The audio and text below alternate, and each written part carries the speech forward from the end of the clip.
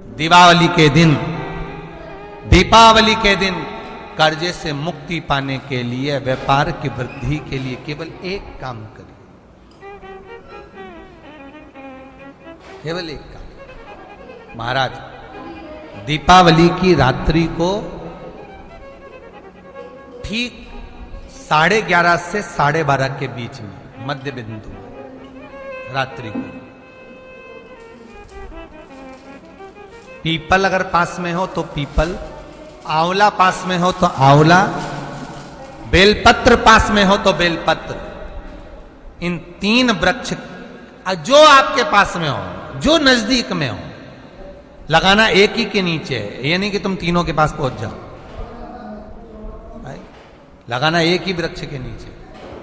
3 दीप अलग अलग, एक लक्ष्मी के लिए, गणेश जी के लिए, सरस्वती के लिए। 3 दीप घी के, एक फूल बत्ती का, 2 लंबी बत्ती का, फूल बत्ती मतलब गोल बत्ती का, और 2 दिए लंबी बत्ती के, घी के भरे हुए दिए, खाली नहीं, पूरा भरा हुआ दिया। उसमें एक एक कमलगट्टा, कमलगट्टा जो हवन में चढ़ता है, किराने की दुकान पे मिलता है काले कलर का कमलगट्टा। महाराज, उस दिए के अंदर रखकर सबसे पहले गोल बत्ती वाला दिया हाथ में रखिए, हथेली पर जलाकर, और अपने स्मरण करो लक्ष्मी का, कुल देवी देवता का स्मरण करिए, अपने पूर्वजों का स्मरण करिए,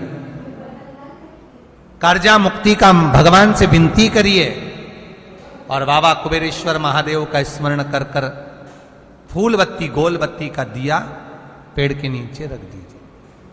दूसरा दिया जला हुआ उठाइए, उसकी बत्ती अपनी ओर हो, उसको उठाकर फिर अपने कुल देवी देवता का स्मरण करिए, पूर्वजों का स्मरण करिए, जिस भाव से दिया लगाने आए हो वो भाव को व्यक्त करिए, और दिए की बत्ती पेड़ की साइड कर कर रख दीजिए। तीसरा दिया उठाइए, अपने मन की कामना कर कर, जिसका कर्जा चुकाना है, व्यापार वृद्धि के लिए, संपदा के लिए विनय करिए, और उस दिए को जब उठाओ तो उसका मुख उधर का होना चाहिए, बोलते समय, स्मरण करते समय। जब नीचे रखोगे तब दिए का मुख अपनी ओर होना चाहिए।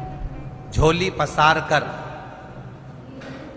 वृक्ष के नीचे प्रणाम करिए, नमन करिए, और झोली को वापस अपनी ओर गिरा लीजिए, घर चले जाइए, पलट कर मत देखिए, सीधे घर प्रवेश करो, और घर में जाकर अपने लक्ष्मी की जो पूजन करी है वहां प्रणाम कर लो साहब। 1 रुपया पूजन वाली जगह पर जहां लक्ष्मी की पूजन करी थी वहां 1 रुपया कोई रखा हो, कोई चांदी का सिक्का रखा हो, उसको उसी समय अलमारी में या तिजोरी में पटक दीजिए। जिंदगी में कभी संपदा की कमी नहीं आ सकती। कितना भी कर्जा होगा, माता लक्ष्मी, गणेश और सरस्वती, भगवान कुबेरेश्वर महादेव साल भर के अंदर ऐसा व्यापार खींचेंगे कि तेरा कर्जा चुक जाएगा, दूसरी बार तुझे पर कर्जा होगा ही नहीं। माता लक्ष्मी का पूजन करते हो दीपावली पर, ऐसा कोई घर नहीं, सनातन धर्म में ऐसा कोई घर नहीं जहां माता लक्ष्मी का पूजन नहीं होता दीपावली पर। जब आप मां लक्ष्मी का पूजन करोगे, माता लक्ष्मी की जब पूजन करो, जैसी आपके यहां पूजन होती है, जैसे आपके पूर्वज करते आए, जैसे आपके घर के ब्राह्मण देवता, जैसे आपके नगर के ब्राह्मण देवता जिस भाव से पूजन कराते हो, ब्राह्मण पूजन कराने आते हो तो ठीक, ना आते हो तो आपके घर में आप स्वयं जैसे माता लक्ष्मी का पूजन करते हो वैसे करो। पर 2 दिन जो आपने धनतेरस पर जो सिक्का रखा है थाली में, वैसा की वैसा ही सिक्का आपने रूप 14 के दिन थाली में रखा है, वही की वही थाली दीपावली के दिन भी पूजन में, जैसी आप पूजन जमाते हो वैसे की वैसे ही जमाओ, जैसे करते हो वैसे की वैसे ही करो। पर साथ में वो पूजन की थाली एक पाटे पर लाल वस्त्र बिछाकर, चौक पूर कर, बड़े प्रेम से अन्न का दाना रखकर वो थाली वापिस रखिए। और दीपावली के दिन भी वैसी की वैसे ही पूजन करना है। आप अपनी पूजन जैसे करते हो वैसा करो, पर साथ में वही कंकु, चावल, रोली, मोली, हल्दी सब चढ़ाकर भगवान को बड़े प्रेम से जो सिक्के रखे हैं उन सिक्कों की पूजन वैसी की वैसी करना है जो 2 दिन से आप करते आ। बस इतना याद रखें कि दीपावली के दिन जो आप लक्ष्मी का पूजन करें उसमें लक्ष्मी जी के सीधे हाथ की ओर घी का अखंड दीप, लंबी बत्ती का, और लक्ष्मी जी के उल्टे हाथ की तरफ तेल का, लंबी बाती का अखंड दीप जलाना। अखंड दीप माता लक्ष्मी का जला। लक्ष्मी जी के उल्टे हाथ पर काय का दिया आएगा? जम के बोलो, तेल का, लंबी बाती का, और सीधे हाथ पर काय का आएगा? घी का दिया। दोनों दीप अखंड जलाना है, जो रात्रि को जले सुबह तक वो जलते रहें, ऐसा दीप पर ध्यान देना है। और माता लक्ष्मी की पूजन कर कर जो सिक्के आपने रखे हैं उस पर 5 या 7 कमलगट्टे, हल्दी की गठान, अमरबेल के टुकड़े। पर इस पूजन में आपको हरी मूंग, खड़ी जो मूंग आती है हरी, उसको भी थोड़ा सा समर्पित करना है, और खड़ा धना और गुड़ की थोड़ी सी डली ये भी समर्पित करना। जो कमल का पुष्प हो, जो पुष्प आपके पास में हो लाल कलर का, वो माता लक्ष्मी को समर्पित करना है। चावल सफेद नहीं, पीले कलर कर भगवान माता लक्ष्मी को समर्पित करना है। हल्दी और कुंकु माता लक्ष्मी को समर्पित करना है, और माँ को भोग लगाकर बड़े प्रेम से माता की आरती कर कर, झोली पसार कर प्रणाम करना है। प्रणाम कर कर जब आप पूजन पूर्ण हो जाए, बड़े प्रेम से आनंद से आप लोग भोजन आदि सब करने के बाद में रात्रि का जो समय रहे, दीपावली की रात्रि का 11 बजे के बाद 11:30 से लेकर 12:30 के बीच में प्रयास करना कि किसी भी एक वृक्ष के नीचे, या तो पीपल या बेलपत्र या आंवला, किसी भी एक वृक्ष के नीचे रात्रि के समय पर जाकर एक दीप अवश्य लगाना घी का, और वापिस लौट कर आकर प्रयास करना कि कोई एक सिक्का, कोई भी 1 रुपया 2 रुपया, कोई भी घर में चारों तरफ घुमाने के बाद वो सिक्का अपनी अलमारी में, तिजोरी में या दुकान में जिसमें आप रख सकते हो उसको रखना। फिर अगले वर्ष आपसे बात करेंगे कि वो तिजोरी खाली तो नहीं हुई, बाबा ने भंडार भर कर रखा कि नहीं, उसने भरा कि ना भरा। प्रयास करें। लक्ष्मी पूजन का बस पूजन जैसे करते हो, आपके जैसे ब्राह्मण ने बता दिया, जैसे माता पिता ने बता दिया, जैसे पूर्वजों ने बता दिया, जैसे घर में करते आए हो वैसी की वैसी लक्ष्मी पूजन करो। ज्यादा ढोंग प्रपंच में नहीं पड़ना, किसी ने कहा ऐसा कर दो ना, किसी ने कहा वैसा कर दो ना। अपने आनंद के साथ आप लक्ष्मी की साधारण पूजन जैसे करते आए हो वैसे की वैसे करो। बस वो सिक्के की पूजन आपको 5 दिन तक करना है। तो दीपावली के दिन कौन सा दिन हो जाएगा? 3रा दिन पूर्ण हो जाएगा। फिर पड़वा के दिन का नियम, फिर दूज के दिन का नियम अभी अपन कथा में सुनेंगे। नियम से धारण कर कर माता लक्ष्मी का स्मरण करिए। याद करिए, कथा बीच में पहले भी कही, आज फिर स्मरण में आ रही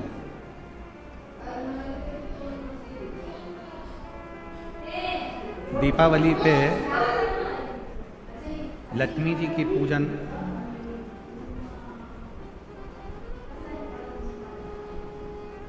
किनके साथ होती है? भगवान विष्णु के साथ होती है क्या? जम के बोलो। किनके साथ होती है? अगर लक्ष्मी जी का फोटो देखोगे तो उस फोटो में एक साइड में सरस्वती मैया और दूसरी साइड में भगवान श्री गणपति जी, गणेश। बोलो बोलो, देखा है कि नहीं देखा है? जम के तो बोलो, देखा है सबने? एक साइड में माता सरस्वती जी हैं,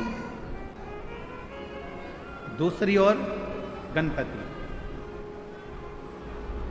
कभी विचार करा क्या भगवान माता लक्ष्मी का पूजन तो भगवान नारायण जी के साथ होना चाहिए, पर गणेश जी के साथ हो रहा है। लक्ष्मी जी का पूजन सरस्वती जी के साथ हो रहा है, इनका पूजन तो भगवान विष्णु जी के साथ होना चाहिए। कभी विचार करो, कभी सोचो।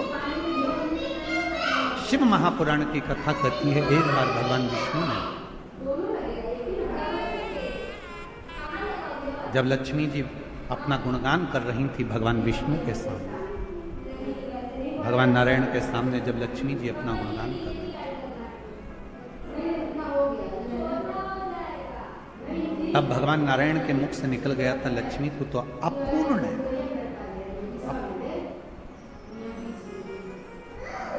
लक्ष्मी जी की आंखों में जल भर गया। लक्ष्मी जी ने कहा प्रभु आप मुझे अपूर्ण कर रहे हैं। लक्ष्मी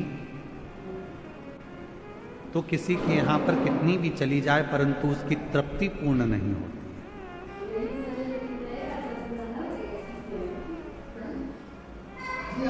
कोई मकान बनाता है तो 1 कमरा बनाएगा, 2 कमरा बनाएगा, 3 कमरा बनाएगा, 4 कमरा बनाएगा। पहले छोटे से मकान से फिर बड़े मकान में आया और बड़ा मकान भी छोटा पड़ने लगा। अब सोचता है 2 कमरे और होते तो अच्छा, और ये व्यवस्था होती तो अच्छा। तो पूर्ण नहीं। तो अब लक्ष्मी जी की आंख में जल भर गया। आप मुझे अपूर्ण कर रहे हो? हाँ लक्ष्मी, क्योंकि पूर्ण तब होती हो, एक नारी, एक स्त्री तब पूर्ण मानी गई है जब उसकी गोद में संतान, उसकी गोदी में बोला। लक्ष्मी जी को कहा कि मैं अपूर्ण। हाँ, आंखों में जल भर गया लक्ष्मी जी के। तो लक्ष्मी जी सरस्वती जी के पास में गए। इसलिए दीपावली पर माता सरस्वती की पूजन भी लक्ष्मी के साथ। माता सरस्वती जी ने पूछा लक्ष्मी क्यों रो रही है? क्या हो गया जो इतना रो रही हो? आंख में आंसू भरा है तुम्हारा, जल बह रहा है तुम्हारी आंखों से, हुआ क्या है? क्या हुआ तुमको? काहे के लिए रो रही हो? लक्ष्मी जी ने कहा आज मेरे पति ने मुझे अपूर्ण कहा। अपूर्ण? हाँ। क्यों टेंशन करती हो? चलो मैं आपको पार्वती जी के पास लेकर चलता हूं। सरस्वती मैया लक्ष्मी जी को पार्वती जी के पास ले गई और मां जगत जननी जगदम्बा के पास जाकर जैसे ही सरस्वती ने देखा, पार्वती जी ने पूछा तो लक्ष्मी जी का चेहरा उतरा हुआ है, क्या बात है? आज मेरी बेस्ट फ्रेंड इतनी नर्वस दिख रही है, बात क्या? चेहरा उतरा हुआ है, क्या हुआ? सरस्वती जी ने कहा आज भगवान विष्णु ने लक्ष्मी को अपूर्ण कह दिया। इतनी सी बात। पार्वती जी ने कहा बस इतनी सी बात की अपूर्ण कह दिया, अभी मैं इसको पूर्ण कर देती हूं। माता पार्वती जी ने गणेश जी को बुलाया, बेटा गणेश, ओ गणपति इधर आओ, विनायक इधर आओ। गणेश जी दौड़ते हुए आए। मां बोलो क्या बात है? मां ने अपने बेटे गणेश जी को लिया और लक्ष्मी जी की गोद में बिठा दिया। आज से तू पूर्ण हो, आज से तू। लक्ष्मी जी की गोद में जैसे गणेश जी को बिठाया, लक्ष्मी जी की आंख में जल भर गया। पार्वती तुमने अपना पुत्र मुझे दे दिया गणेश। पार्वती जी ने कहा सुन लक्ष्मी, मृत्यु लोक में, संसार में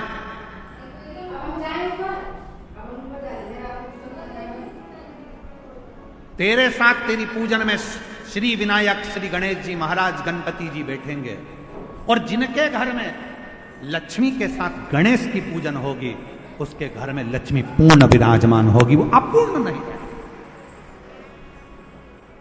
अपूर्ण नहीं है। पार्वती जी ने अपने पुत्र गणेश जी को लक्ष्मी जी की गोद में दे दिया और लक्ष्मी, इसलिए दीपावली पर आपने जब भी देखा होगा फोटो लक्ष्मी जी का, इधर सरस्वती जी हैं, इधर गणेश जी हैं, बीच में लक्ष्मी जी बैठी हैं। बिना गणेश जी के लक्ष्मी जी का कहीं पूजन होता ही नहीं है, क्योंकि लक्ष्मी को पूर्ण जब माना जाता है जब वो गणेश जी के साथ। आपके घर में चांदी की मूर्ति होगी तो भगवान गणेश लक्ष्मी की होगी, पीतल की मूर्ति होगी गणेश लक्ष्मी की होगी, आपके घर में कोई फोटो होगा गणेश लक्ष्मी सरस्वती का होगा। सरस्वती जी ने पार्वती जी से कहा था, इसलिए माता सरस्वती की भी पूजन होती है। गणेश जी गोदी में आए इसलिए लक्ष्मी जी के साथ गणेश जी की पूजन होती है। लक्ष्मी पूर्ण जब मानी जाती है जब उनकी पूजन श्री गणेश जी महाराज के साथ में होती है, तब लक्ष्मी को पूर्णता के साथ में हमारे घर में विराजमान माना जाता है। कई लोग आपसे पूछते होंगे, बच्चे भी पूछते हैं, क्यों मम्मी भगवान विष्णु के साथ लक्ष्मी की पूजन ना होकर गणेश जी के साथ हो रही है? तो बच्चों को बताना पड़ेगा कि गणेश जी के साथ लक्ष्मी की पूजन इसलिए होती है दीपावली पर क्योंकि वो पूर्ण हो जाती है। लक्ष्मी हमारे यहां से कभी जाती नहीं है, स्थिर हो जाती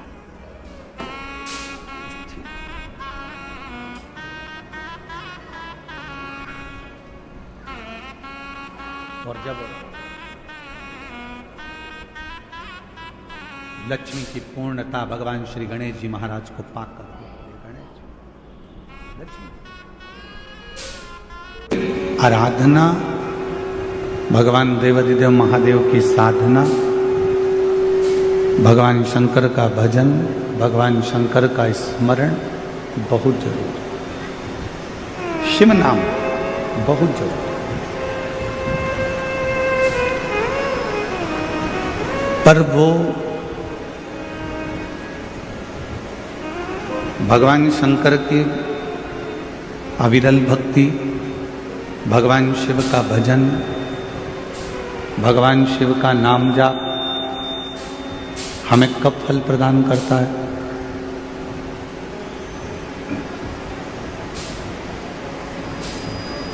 भगवान शिव की अविरल भक्ति हमें कब फल प्रदान करती है? जब हम